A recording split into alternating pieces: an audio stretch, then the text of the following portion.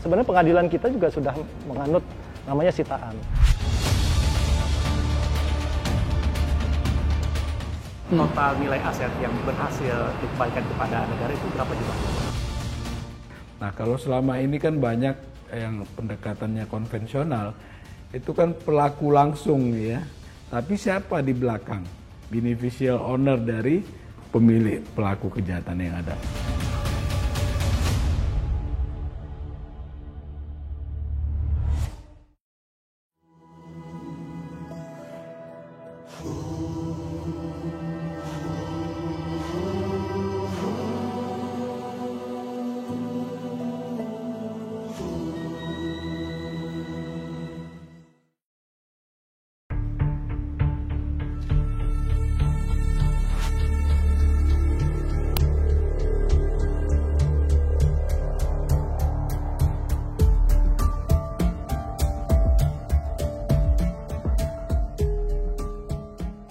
Belakangan ini pengungkapan kasus korupsi berskala besar gencar dilakukan oleh aparat penegak hukum.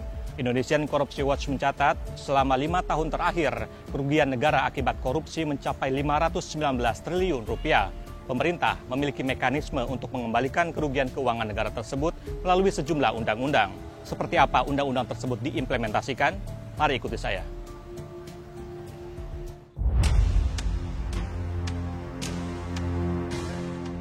Rentetan pengungkapan kasus tindak pidana korupsi oleh aparat penegak hukum mewarnai awal tahun 2025. Kasus-kasus kelas kakap satu persatu diungkap dengan barang bukti kerugian keuangan negara yang terbilang fantastis. Sebut saja kasus korupsi PT Timah yang merugikan negara sebesar 300 triliun rupiah, kasus tata kelola minyak mentah Pertamina 193 triliun rupiah, hingga kasus PT Duta Palma Group yang mencapai 104 triliun rupiah. Istilah Liga Korupsi Indonesia pun mencuat, yang menggambarkan betapa masif dan sistemiknya praktik korupsi di berbagai sektor penting. Namun di saat bersamaan, pengungkapan demi pengungkapan tersebut mengindikasikan besarnya komitmen aparat penegak hukum, baik Polri, KPK, maupun Kejaksaan terhadap upaya pemberantasan tindak pidana korupsi. Nah, penyidik kita ini juga kan pintar, ya, artinya mereka juga belajar kuliah di luar negeri dan tahu informasi di luar negeri, bagaimana penegakan hukum di luar yang memang arahnya juga sudah semakin baik, terutama korupsi, ya, kerugian-kerugian negara sudah dihitung. Keekonomian atau tindak ekonomi kita juga sudah banyak berkembang, ya, tidak tradisional jual beli biasa, ya, pengadaan biasa, tetapi juga dihitung banyak hal-hal yang mengandung ekonomi yang sebelumnya tidak dianggap bervalue, sekarang bervalue, dan inilah yang membuat semakin besar ternyata kerugian negara. Upaya serius untuk menekan tindak pidana korupsi sejatinya sudah dilakukan sejak tahun 2008 saat pemerintah melalui Kementerian Hukum dan HAM menyusun naskah akademik dan draft awal RUU Perampasan Aset. Presiden Prabowo Subianto juga terus menegaskan komitmennya untuk segera mengesahkan RUU Perampasan Aset agar negara memiliki instrumen hukum yang kuat dalam mengembalikan aset hasil tindak pidana korupsi dan kejahatan lainnya ke kas negara. Meski bilai tersebut belum juga disahkan karena berbagai dinamika politik dan hukum, mekanisme penyitaan aset tetap menjadi instrumen penting dalam proses penegakan hukum. Faktanya, sistem peradilan Indonesia sudah mengenal mekanisme penyitaan dan perampasan sementara, bahkan sebelum ada putusan berkekuatan hukum tetap untuk mencegah kerugian negara yang lebih besar. Sebenarnya pengadilan kita juga sudah menganut namanya sitaan. Sitaan itu selalu dikeluarkan, putusan sitaan atau perampasan sementara, sebelum nanti ada putusan berkekuatan tetap. Nah, setelah berkekuatan tetap, nanti ada verifikasi lagi, apakah benar itu yang termasuk hasil tindak pidana, ya, bisa dibuktikan itu miliknya dia dari usaha yang halal, ya. Nah, hal-hal yang seperti itu kan bisa dipisahkan, gitu. Kemudian, tetapi kalau tidak segera disita, tidak segera dirampas, sementara perampasan sementara tidak dilakukan, itu akan menimbulkan nanti lebih banyak kerugiannya, gitu kan. Nah, hal-hal terutama hal-hal yang memang susah dibuktikan asal-usulnya, kemudian perolehannya secara tidak halal atau tindak pidana, itu kan gampang sekali bisa segera untuk kita deteksi dan dirampas. Pemerintah pun telah menetapkan mekanisme pengembalian harta hasil korupsi melalui sejumlah undang-undang yang berlaku. Salah satunya adalah Undang-Undang Nomor 31 Tahun 1999 tentang Pemberantasan Tindak Pidana Korupsi, sebagaimana telah diubah dengan Undang-Undang Nomor 20 Tahun 2001 yang mengatur tentang pembayaran uang pengganti dan proses lelang atas aset pelaku tindak pidana korupsi sebagai bagian dari pemulihan kerugian keuangan negara. Jadi barang yang bisa dilelang di KPKNL itu ada 3 kategori. Satu, ya, dalam proses penyelidikan itu ada persetujuan dari tersangka. Namun ini nggak mutlak, karena si penyidik punya hak subjektif untuk memastikan bahwa ini harus dilelang, karena kan bisa merugikan negara, bisa berbahaya kepada orang lain, dan barangnya cepat rusak. Ya, tetap akan lakukan eksekusi. Dan yang kedua, pada saat penyidikan, ya, pada saat sudah di lembaga peradilan, nah harus izin majelis. Ya, kemudian yang ketiga, kalau sudah ada putusan dirampas, otomatis eksekutor langsung mengajukan permohonan ke kita dengan tentunya dokumen-dokumen persyaratan sesuai dengan jenis barangnya. Seluruh tahapan lelang dilakukan dengan prinsip transparansi dan akuntabilitas. Dengan demikian, masyarakat dapat berpartisipasi dalam lelang dengan keyakinan bahwa proses lelang berjalan secara terbuka dan adil. Yang pertama, kita mencoba memastikan dengan portal lelang, dengan pengumuman lelang, ya, terus kemudian publikasi sendiri, ya. Di aplikasi yang kita bangun itu ada audit trail. Kita juga sudah dikawal oleh kawan-kawan dari Ijen, BPK pun juga sedang kadang-kadang audit juga. Nah, harapannya dari situ tentunya tidak bisa si pelelang ini melakukan apapun juga. Terus tidak ada pemenang lelang yang tidak menawar. Ya, nama itu ada di server. Servernya di Kementerian Keuangan, kami join domain. Jadi tidak bisa sembarangan kita buka, dan orang yang pakai pun akan kelihatan siapapun juga. Ini dari sisi teknologinya. Untuk menjaga kepercayaan publik terhadap upaya pemulihan aset hasil kejahatan, keberadaan rumah penyimpanan benda sitaan negara atau rubasan menjadi krusial. Disinilah seluruh barang sitaan dikelola secara tertib dan akuntabel sehingga proses lelang maupun pemusnahan dapat dipantau dan diaudit secara terbuka oleh berbagai pihak.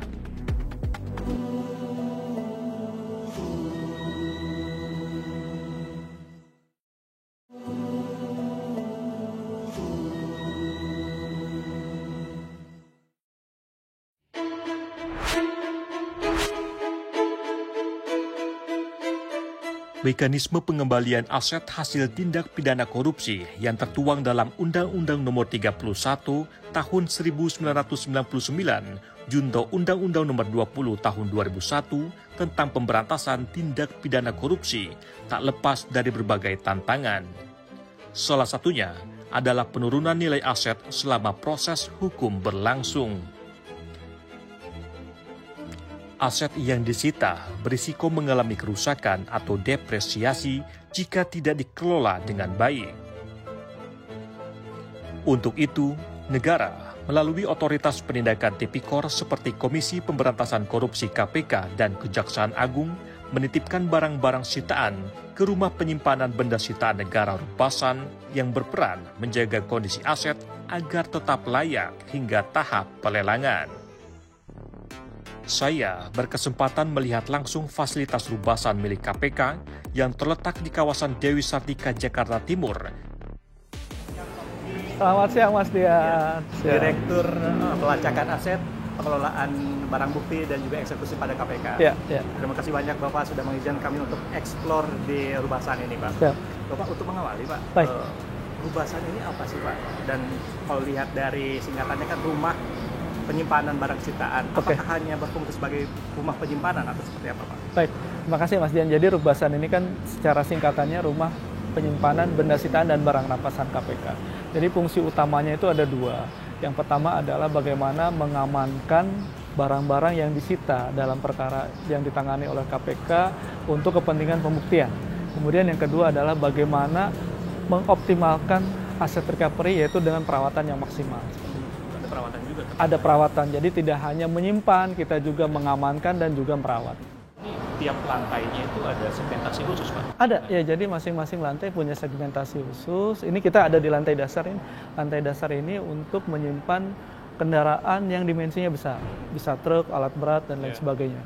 Dan juga tempat perawatan. Di sini di sebelah kiri kita ada tempat cuci otomatis dan dirawat setiap.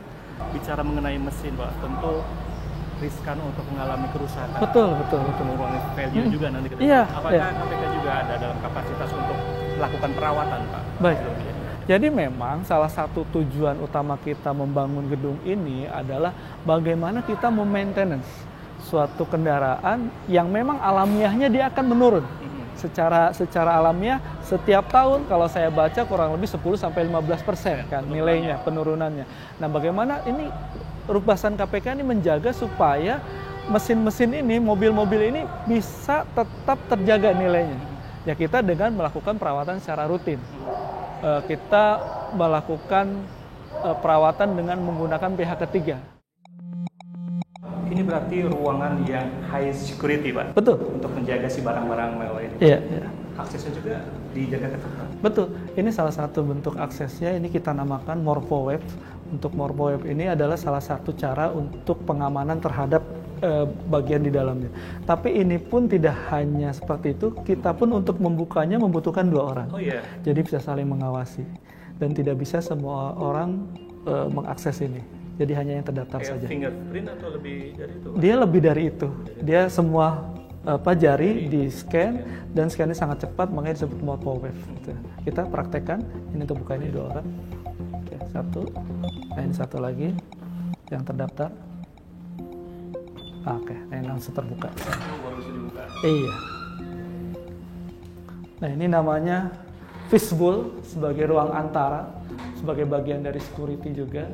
Jadi di antara mau masuk ke ruangan sini, kita harus memasuki dua pintu ini. Dan pintu ini hanya bisa dibuka kalau pintu sana sudah tertutup.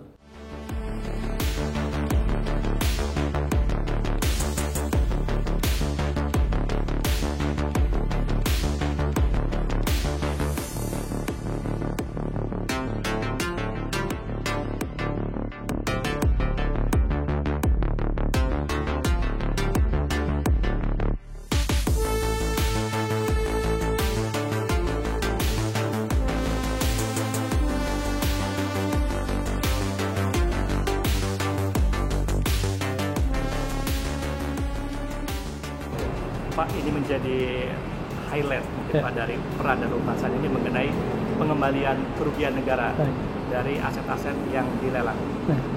Selama tahun 2024 kemarin, total nilai aset yang berhasil dikembalikan kepada negara itu berapa juga?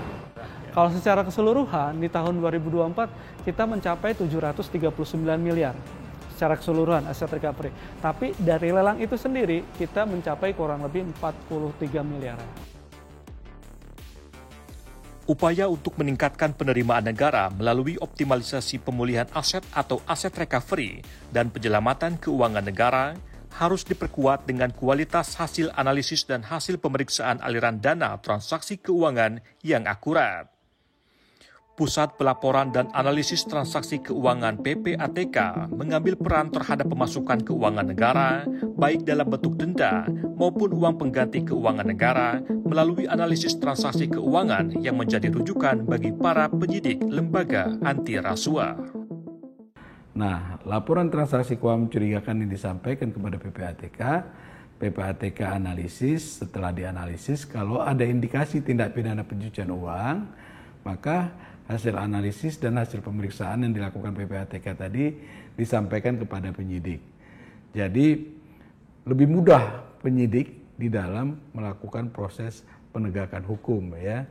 Nah, kalau selama ini kan banyak yang pendekatannya konvensional, itu kan pelaku langsung ya, yang hanya didapat oleh kebanyakan gitu ya. Katakan contoh di kasus illegal logging misalnya ya, itu yang banyak ditangkap tuh kan orang-orang yang memotong kayu ya, disita alat shinso-nya, sopir truknya gitu ya. Tapi siapa di belakang? Beneficial owner dari pemilik pelaku kejahatan yang ada. Upaya pengembalian aset hasil tindak pidana korupsi kepada negara diyakini akan mencapai efektivitas yang lebih tinggi apabila RUU perampasan aset yang telah melalui proses legislasi selama lebih dari 18 tahun ini segera disahkan. Undang-undang perampasan aset sangat penting untuk memiskinkan koruptor. Misalnya kerugian negara 100 miliar, tetapi orang ini hanya menerima 2 miliar. Maka dia hanya mengembalikan 2 miliar. Loh, yang lain gimana? Ya kalau memang nggak ada yang menerima, ya hanyalah sebagai kerugian keuangan negara. Seperti itu. Nah, dengan adanya undang-undang perampasan aset ini, kita berharap ini akan lebih luas. Ya, bahwa ketika ada ya aset yang dia tidak mampu dibuktikan ya oleh pelaku korupsi, tanpa perlu dibuktikan perkaranya apa, itu bisa dirampas. Institusi penegak hukum yang juga turut menindak pidana korupsi adalah Kejaksaan. Sepanjang tahun 2024, Kejaksaan Agung tercatat berhasil menyelamatkan keuangan negara hingga 44,13 triliun rupiah dari penyitaan dan pemblokiran aset korupsi serta pemulihan aset negara hingga 1,3 triliun rupiah melalui Badan Pemulihan Aset BPA.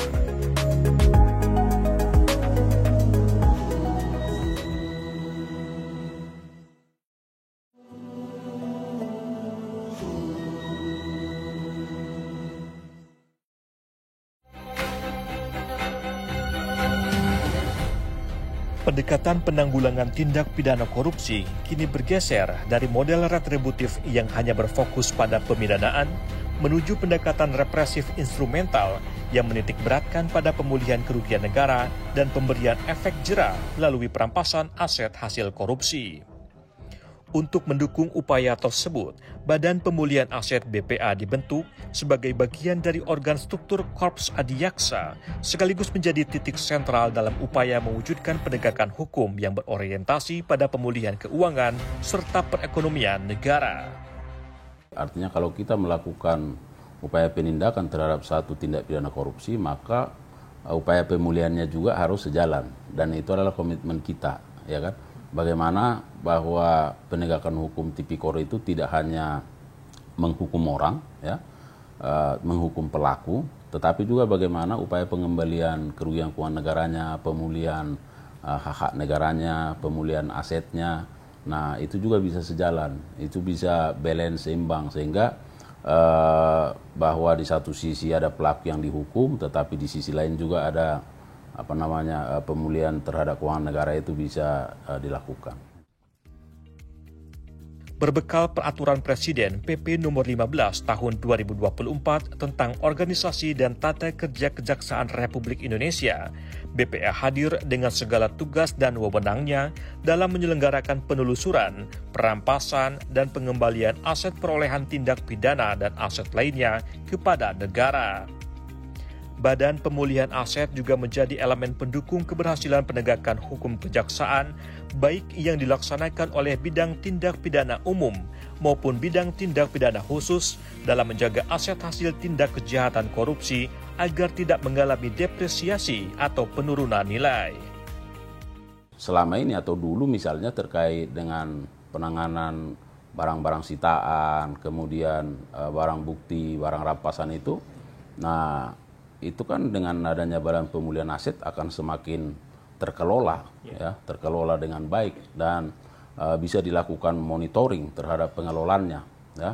Nah, karena akan ada inventarisasi di situ, kemudian ada pencatatan, ada dan seterusnya yang dilakukan oleh Badan Pemulihan Aset, sehingga ke depan memang kita harapkan ini menjadi lembaga yang bisa men-trigger juga terhadap bagaimana percepatan penanganan tindak pidana korupsi ini. Jadi sejalan di antara proses penyidikannya, proses terapi, penegakan hukumnya secara represif, tetapi dengan pengelolaan aset, pengelolaan katakanlah barang-barang yang disita, barang rampasan itu. Jadi sehingga ini berjalan secara simultan, secara bersama-sama.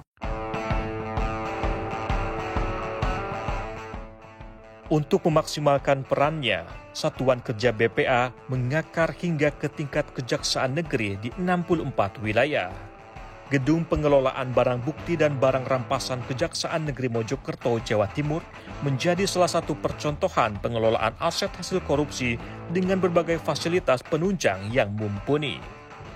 Kita mengelola titipan barang bukti berupa kendaraan bermotor, baik roda 4 maupun roda 2, yang pada saat proses untuk baik penyidikan maupun proses persidangan dititipkan di gedung barang bukti untuk kita kelola, antara lain kita pendataan, kita perawatan, dan sampai dengan pengembalian nantinya.